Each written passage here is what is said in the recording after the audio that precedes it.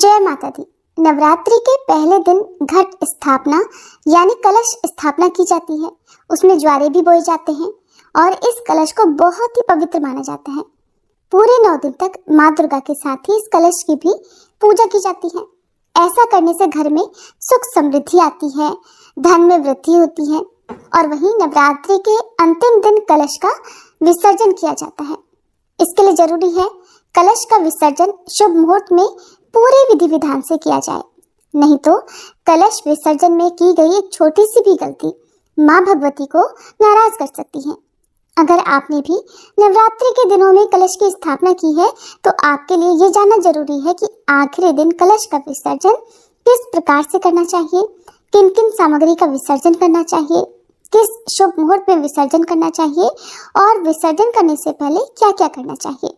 तो इस वीडियो में आज आप यही जानने वाले हैं कि कलश विसर्जन किस प्रकार से किया जाता है। कलश का विसर्जन दशमी तिथि को ही यानी पूरे 9 दिन और नवरात्र की पूजा करने के बाद करना ज्यादा शुभ होता है।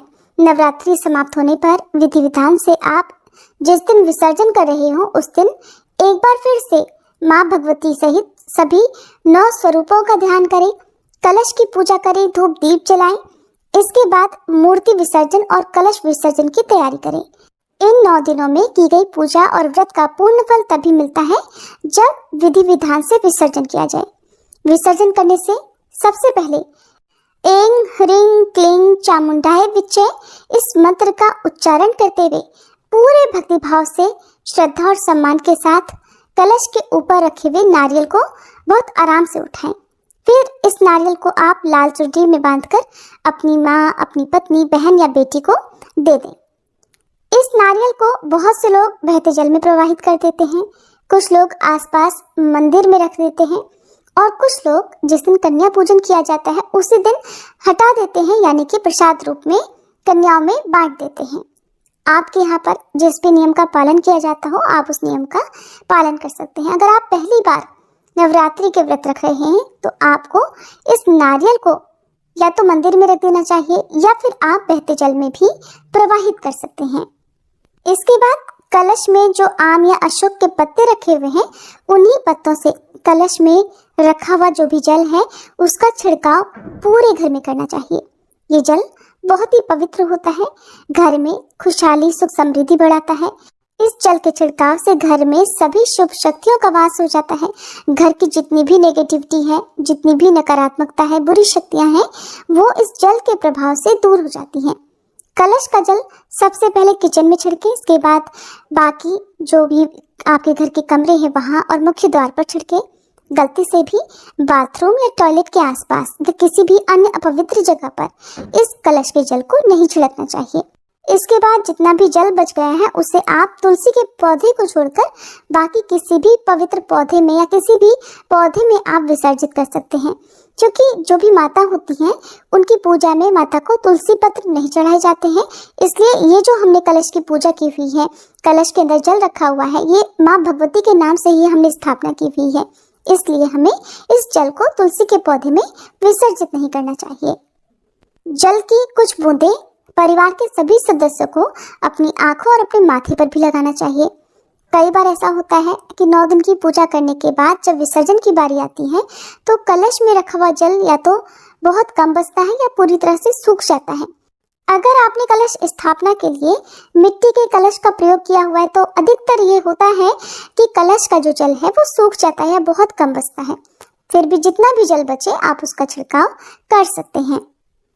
कलश के जल में आपने जो भी सामग्री डाली है उसमें सबसे पहले आप जो भी सिक्का है उससे निकालकर अपनी तिजोरी, अपने पर्स में या जहाँ पर भी आप रुपए रखते हो वहाँ पर रख लें।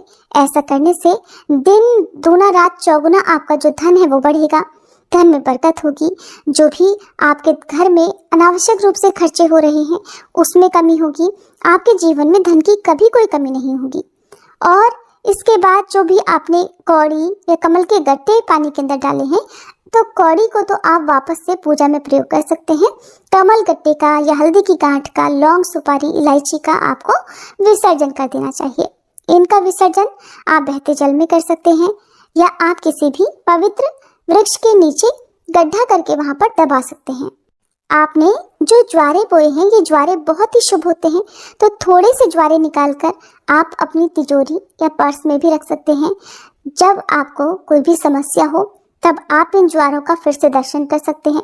पूरे साल भर ये ज्वारे अपने पर्स में रखें और उसके बाद इनका विसर्जन कर सकते हैं। ऐसा करने से माँ भगवती की कृपा आप पर सदा बनी रहेगी। और जो भी ये ज्वारे हैं इनको प्रसाद रूप में सभी लोगों को थोड़ा थोड़ा जरूर ग्रहण करना चाहिए। ज्वारों को कभी भी चाकू से या कैंची से नहीं काटना चाहिए। ऊपर का जो हिस्सा होता है वो आप अपनी उंगलियों से बहुत आराम से सावधानी के साथ तोड़ लें और एक एक दो दो ज्वारे कम से कम, अधिक हो सके तो अधिक खा सकते हैं और नहीं तो कम से कम एक एक दो दो पत्तों का सेवन परिवार के सभी सदस्यों को करना चाहिए। बाकी जो ज्वारे बच गए हैं उन्हें आप गौशाला में गौ माता के लिए दे दें। आसपास गौशाला या गौ माता को खिलाना संभव ना हो तो आप इन्हें किसी भी पवित्र वृक्ष के नीचे, जैसे पीपल, बरगद या बेल वृक्ष के नीचे, आंवले के वृक्ष के नीचे भी रख सकते हैं। कलश स्थापना में आपने अगर मिट्टी के बर्तनों का प्रयोग किया है, चाहे वो कलश के लिए हो या फिर ज्वारे बोने के लिए, तो उनका विसर्जन भी आपको कर देना चाहिए। मिट्टी के जो भी दिए या बर्तन आपने प्रयोग किए हैं उनको आपको अगली पूजा में फिर से प्रयोग नहीं करना चाहिए, आप उनका विसर्जन कर दें। आप उन्हें किसी पेड़ के नीचे रख सकते हैं और या फिर उनमें आप पानी और अन्न डालकर चिड़ियों के लिए भी रख सकते हैं। कलश के कंठ पर, मुंह पर जो आपने कलावा बांधा है उसे खोलकर आप अपने कलाई में, अपने हाथ में बांध सकते हैं। और जो चुनरी आपने नारियल के ऊपर बांधी थी उसे भी आप अपने घर में तिजोरी में रख सकते हैं या फिर अपने घर के मुख्य द्वार पर आप उस चुनरी को बाहर की तरफ से बांध सकते हैं। ये थी कलश विसर्जन की संपूर्ण जानकारी। अब जानिए कलश विसर्जन आपको किस दिन, किस शुभ मुहूर्त में करना चाहिए। वैसे तो कलश का विसर्जन दशमी तिथि को करना चाहिए, लेकिन बहुत से लोग दशमी तिथि के दिन करना सही नहीं समझते हैं। जैसे कि इस बार गुरुवार का दिन है, हो सकता है कुछ लोग इस बात का विचार करते हो, तो आप एकादशी के दिन भी कलश का विसर्जन कर सकते हैं। विसर्जन कभी भी सूर्योदय से पहले या सूर्यास्त के बाद नहीं किया जाता है, हमेशा सूर्योदय के बाद ही विसर्जन करना चाहिए। तो आप 18 अप्रैल को गुरुवार के दिन यदि करना चाहते हो तो विसर्जन सुबह 6:08 से लेकर शाम 6:40 के बीच में कर सकते हैं। यदि आप दशमी तिथि का भी विचार करते हो तो ऐसे में, क्योंकि गुरुवार के दिन ही शाम 5:34 से दशमी तिथि समाप्त होकर एकादशी तिथि प्रारंभ हो जाएगी, इस समय भी आप कलश का विसर्जन कर सकते हैं। नहीं तो आप फिर 19 अप्रैल शुक्रवार के दिन, जिस दिन एकादशी है, उस दिन सुबह से लेकर शाम को सूर्यास्त से पहले पहले विसर्जन कर सकते हैं। कई बार लोग अष्टमी या नवमी को कन्या पूजन के बाद ही तुरंत विसर्जन कर देते हैं। ऐसा नहीं करना चाहिए, क्योंकि नवरात्रि में जब तक माँ भगवती के सभी 9 रूपों की 9 दिन तक पूजा न कर दी जाए, व्रत या पूजा अधूरी रहती है। भले ही आपके घर में कन्या पूजन अष्टमी को होता हो, तब भी आपको नवमी की पूजा करने के बाद ही कलश का विसर्जन करना चाहिए। अगर आपके पास ज़्यादा सुविधा नहीं है, आपको बहुत ज़्यादा दिक्कत हो, आप एक ही कमरे के घर में रहते हो, तो ऐसे में आप नवमी तिथि को कन्या पूजन, यदि आपके यहाँ अष्टमी को हो भी गया हो तो आप नवमी को फिर से कन्या पूजन ना करें। नवमी को आप माँ सिद्धिदात्री की सुबह पूजा करें और उसके 1-2 घंटे बाद आप फिर विसर्जन कर सकते हैं।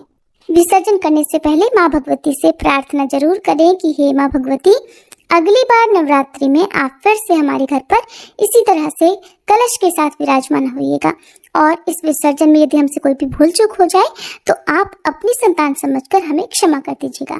इस कामना के साथ आप विसर्जन कर दें और विसर्जन करने के बाद उस जगह पर तुरंत ही कभी भी पोछा या झाड़ू नहीं लगानी चाहिए। कुछ समय बीतने के बाद ही आप उस जगह की सफाई कर सकते हैं। कलश विसर्जन के बाद ही माता की चौकी हटानी चाहिए।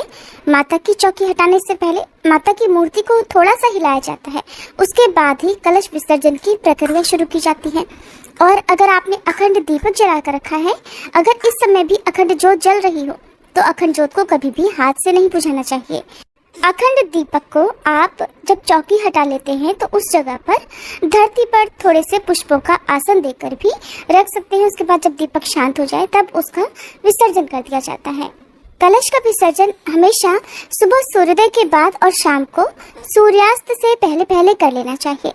इस बार दशमी तिथि 17 अप्रैल बुधवार को दोपहर 3:15 से शुरू हो रही है। अगर आप इस दिन विसर्जन करना चाहते हैं तो आप दोपहर 3:15 से शाम 6:40 के बीच में विसर्जन कर सकते हैं। अगर आप इस दिन विसर्जन नहीं कर रहे, क्योंकि बहुत से लोग बुधवार के दिन विसर्जन नहीं करना चाहते हैं, तो आप अगले दिन यानी 18 अप्रैल गुरुवार के दिन सुबह 6:45 से लेकर शाम 5:31 के बीच में भी विसर्जन कर सकते हैं। ये थी आज की वीडियो। उम्मीद है जानकारी आपको पसंद आई होगी। अगर अच्छी लगी हो तो वीडियो को लाइक करना मत भूलिएगा।